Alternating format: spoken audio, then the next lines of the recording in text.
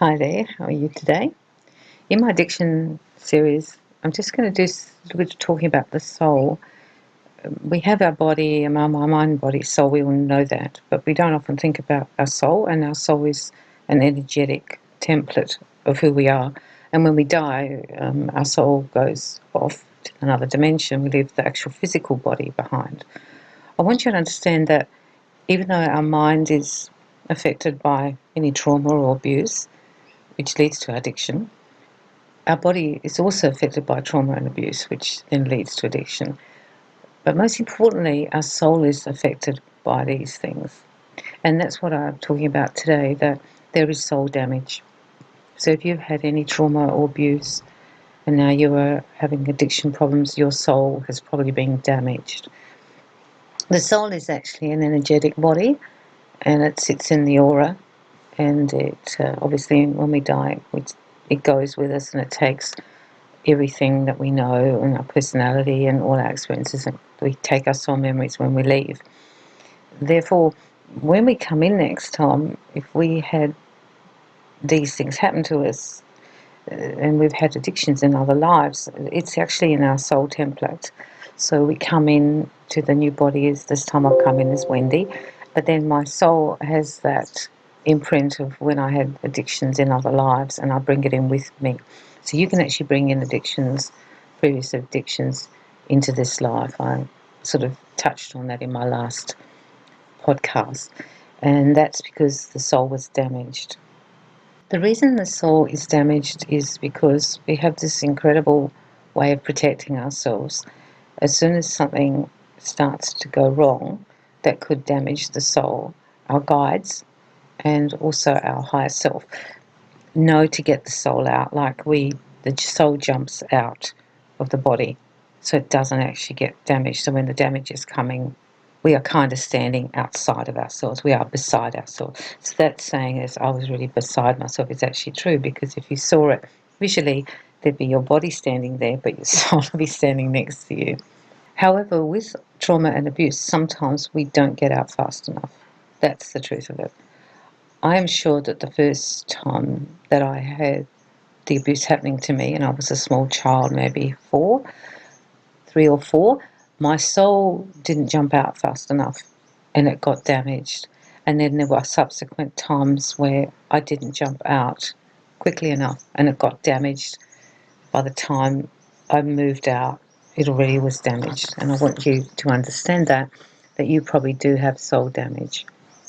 You can have a lot of damage, you can have a little bit of damage. It all depends what the experience was and how quickly you were able to get out. The explanation of this is kind of simple. You might have known of some people who don't remember anything just before the accident. Like, they can't have any memory of it, and they might never get that memory back because the soul jumped out. Their guides took them out quickly and they were protected, and then their soul went back in their body. Some people have actually been outside their body and seen it.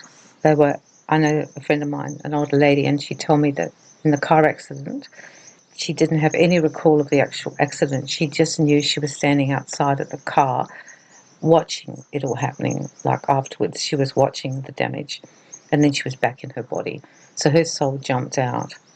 However, if we don't jump out in time, we get damaged and their soul damage. You can ask that your soul is healed. I've done that the soul damage is healed. What I did was I asked how much damage I had with my pendulum, and it showed that much damage. I released the damage. Then I did some tapping to let go of the damage, and I asked in meditation and prayer that my soul is healed. Because when our soul is damaged, then we will be damaged. That's what happens, and we walk with that damage every day. So if your little girl at 4 was damaged, her soul was damaged, until we know to go there and know what's happened to heal it, she will walk around with her soul damaged as a 65-year-old. That's the truth of it. And sometimes you can see people, tortured people, you can see their damaged souls. You just look at them and you can just see the damage. Psychically, we actually know this is true because we've actually seen it, and we'll probably even comment on, he's just such a damaged soul. He's such a tortured soul. We'll say things like that. Well, you're probably one of those people, I'm sorry to say, because I definitely was. And I think you can ask for this to be healed. I did it through prayer. I did it through meditation. I asked my guides to heal my soul. I don't think it's something that's usual that people do. It's really interesting that the Bach guy, the flower remedy guy, he said that when we have illness or disease or all these things that we feel bad about, it's because there's soul damage. But if we heal the soul, we can heal ourselves. And that's why he made the flower remedies. And that's why he recommended the different ones, because he felt vibrationally they would help to heal the soul. So you might want to go there. I've used quite a lot of his remedies. I really love them. And if you don't know which one to use, just buy Rescue Remedy.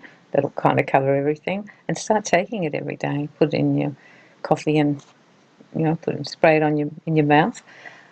I think that we can heal our soul. And then when we heal our soul, because it's not so damaged, our addiction will also go. And that's why I've done this in the addiction section, because when our soul's damaged, it's harder to heal the addiction. We can do the physical work and the tapping and everything, but you have to understand that you've got some soul damage there from your experience, either past life and or this life. And I think the damage collects. So if you've had various past lives, like I had several lives with both of my little tormentors this life, so I already came in with quite a lot of soul damage from these two people in particular, and then they just added some more. So this is the year that I kind of fell over these years, because it was just too much, basically. And I want you to understand that if you've come in and you're with those other people who've in other lives traumatized or abused you, then you will have now more soul damage, because it's cumulative, it builds up. But the good thing is you can let it go. I highly recommend that you ask for help on a spiritual level and pray to your God and ask your guides, and ask to go to the healing room at night to heal your soul, because that's what it is. I actually feel music's good for you, to play music that soothes your soul and heals your soul, and doing things that are in nature are good for the soul. So what you want to do is heal your soul to heal your addiction, because the soul is actually damaged. And the more work that you do at healing yourself on a soul level, the more work you do at healing yourself on every other level.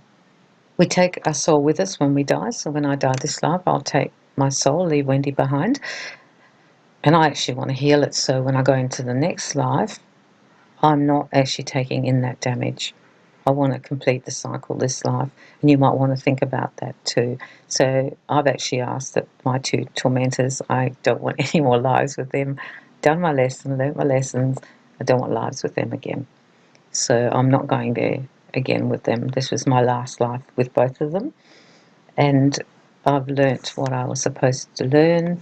They're both crossed now, so they can go into another life, and I choose not to be with them. And you can ask that as well, and that will protect your soul next life. So if you've had an abusive, controlling mother or father or partner, you can ask that you don't be with them again, because you can have free will and you can make these choices.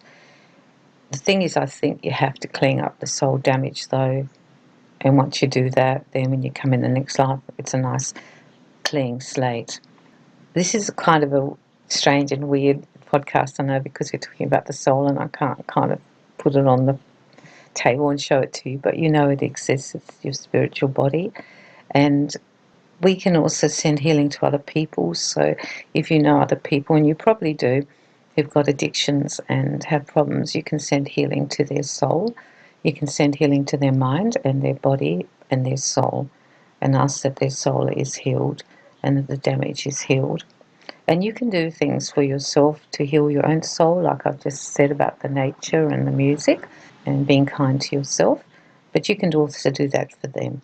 If you know that they're having a hard time, take them out, but put them somewhere beautiful in nature. And if you're feeling like you want to help them, give them some soul food or give them some soul music. I've got a whole section on the soul, so you might find that interesting, of how we can soothe and heal our soul and what's good for our soul. I'm hoping this podcast helps you to understand the damage in your soul. And my heart really goes out to you, because soul damage is pretty hard damage to have. But we can heal from it, and we can rebuild our lives. And I'm always working on soothing my soul and asking for healing from my soul and using my little bark remedies. You will know what to do. Your soul knows. Your soul is your big master of your body and your mind, and it knows, and it can be guided, and you can ask for guidance and ask for healing from the other side. I'm hoping you can heal yourself and heal your soul, and therefore heal your addictions. I'm sending you lots of love and lots of soul healing, and I'm hoping that things get better and better for you. Lots of light and lots of love.